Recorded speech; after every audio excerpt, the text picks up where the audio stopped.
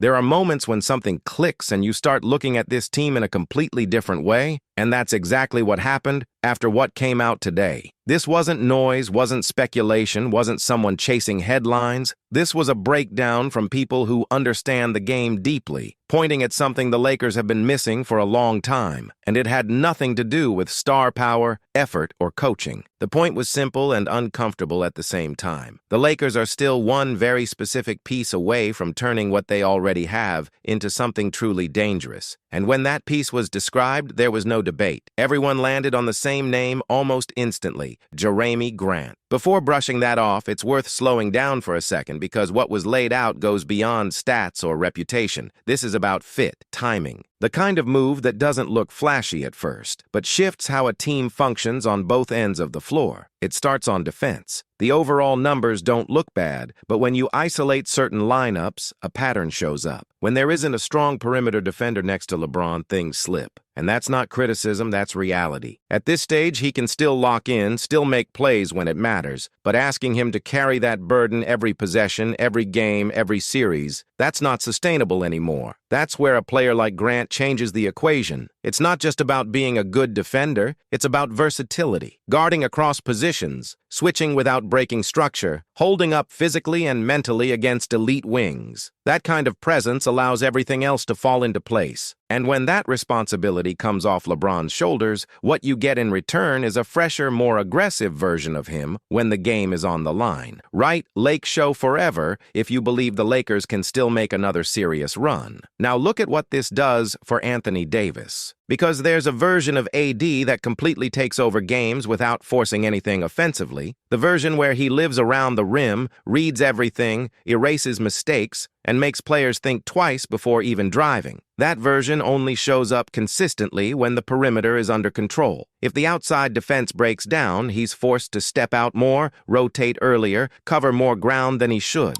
and that pulls him away from where he's most dominant. Add someone like Grant, and suddenly, AD doesn't have to stretch himself thin. He can stay closer to the paint, play with better timing, and impact every possession defensively the way few players in the league can. And when those two things happen at the same time, the entire identity of the team shifts. From there, the conversation naturally shifted to the offensive side, and this is where a lot of people tend to underestimate what Grant actually brings. The label 3&D doesn't really capture his full impact. This isn't a guy who just waits in the corner and takes open shots. He's proven he can score in different ways, at different tempos, without needing the offense built around him. What stood out in that breakdown was how clean his fit would be next to LeBron. At this stage, LeBron's greatest weapon isn't just scoring, it's control. He reads the floor, manipulates defenses, and creates opportunities before they even fully develop. But for that to work at the highest level, the players around him have to move with purpose. Grant does that naturally. He cuts at the right moments, spaces without drifting out of rhythm, and can attack quickly without overthinking. He doesn't need multiple touches to get going. He just reacts, and that's exactly what elevates a system built around a playmaker like LeBron. There's also another layer that can't be ignored. Every playoff game reaches those stretches where nothing flows. Sets break down, shots stop falling,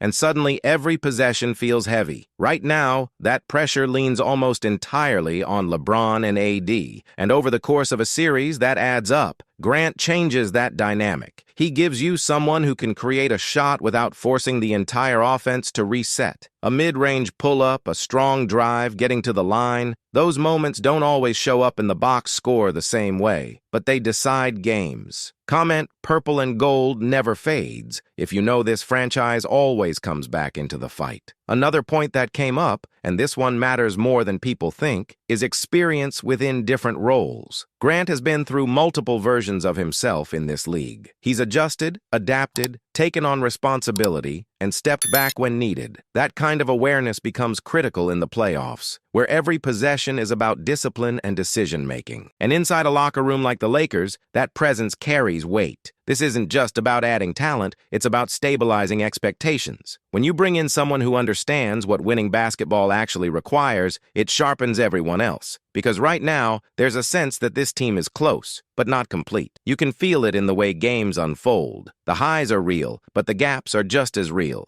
And that's where a move like this doesn't just improve the roster, it changes the mindset. If this kind of breakdown is the type of coverage you've been waiting for, make sure you're subscribed right now, because as things start to unfold around this team, you're going to want every update the moment it drops, and the more you sit with it, the clearer it becomes. This isn't about chasing headlines or forcing a move. It's about recognizing when a roster is one adjustment away from becoming something entirely different. Lakers Nation, subscribe right now, because the next few weeks could bring some huge news for this franchise. What really stays with you after hearing all of this isn't just the tactical side, it's the bigger picture. Because when you start mapping out potential playoff situations, you realize how often games are decided on the wing. Not in theory, but possession by possession, matchup by matchup, where one player can tilt everything. Right now, that's the exact pressure point. When the game slows down and every action gets targeted, the question becomes unavoidable. Who takes that assignment without forcing the rest of the defense to collapse? That's where things start to feel unstable, and in the postseason, instability gets exposed quickly. Insert a player who can handle that responsibility without needing constant adjustments around him, and suddenly rotations tighten, help defense becomes cleaner, and the entire structure holds longer under stress. That's the difference between reacting and dictating. And there's also a psychological layer that doesn't show up in stats. Teams feel when a roster is complete. Players sense when roles are clearly defined and when there's someone next to them who can carry their part without hesitation. That confidence spreads, especially in moments where games could go either way. This is where conversations like the one earlier start to carry real weight. Not because they guarantee anything, but because they highlight something that aligns with what you see on the floor. A team with a championship ceiling, but still walking a thin line depending on matchups and execution. Right Lakers pride if you have supported this team through every era. And if you've been following this team long enough, you recognize this pattern. The Lakers have never been about small adjustments. When they move